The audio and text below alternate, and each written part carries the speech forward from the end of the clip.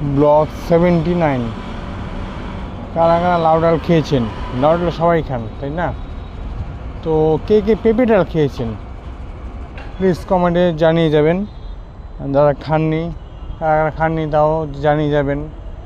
এবং কারা কারা চ্যানেল সাবস্ক্রাইব করেছেন, বেল বাটন প্রেস করেছেন, যারা করেছেন তাদেরকে অসংখ্য ধন্যবাদ, যারা করেননি করে দিবেন, অগ্রিম ধন্যবাদ।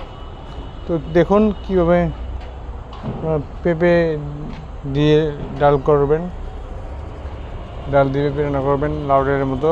দেখুন আমার রেসিপিটা দেখুন, আপনারা যারা খাননি করে খাবেন। আমার কাছে সব নিত্য নতুন রেসিপি পেয়ে যাবেন, নতুন নতুন রেসিপি গ্রহণ করবো আপনাদের মাঝে। জানি না কে কে খেয়েছেন না খাননি, তো আপনাদের মাঝে আমি শেয়ার করবো, রেসিপি আইডিয়া শেয়ার করবো আপনাদের মাঝে। আপনারা আমার চ্যানেলে সাবস্ক্রাইব করে দিবেন। আশা করি আপনারা এখান থেকে কিছু রেসিপি রান্না শিখতে পারবেন। আমরা ব্যাচেলার, আমরা জব করি ফ্যামিলি থেকে দূরে থেকে, আমরা দূরপ্রবাসী, দেশি প্রবাসী। তো আমাদের কাছ থেকে আপনারা নতুন নতুন রেসিপি পাবেন, নতুন রেসিপি আমি আপনাদের উপস্থাপন করবো, শেয়ার করব, যা আমরা রান্না করে খাই, আমি রান্না করে খাই। তো খাওয়ার জন্য, দেখার জন্য অবশ্যই আমার চ্যানেলটা সাবস্ক্রাইব করতে হবে। প্লিজ বেশি বেশি করে কমেন্ট করবেন, শেয়ার করবেন, প্লিজ নো ব্যাড কমেন্ট।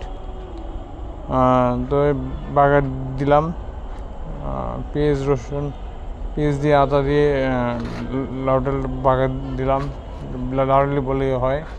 কারা কারা মূলা দিয়ে খেয়েছেন, কে কে শসা দিয়ে ডাল দিয়ে খেয়েছেন, কে কে পেঁপে দিয়ে ডাল দিয়ে খেয়েছেন, সবাই কমেন্টে জানিয়ে দিবেন।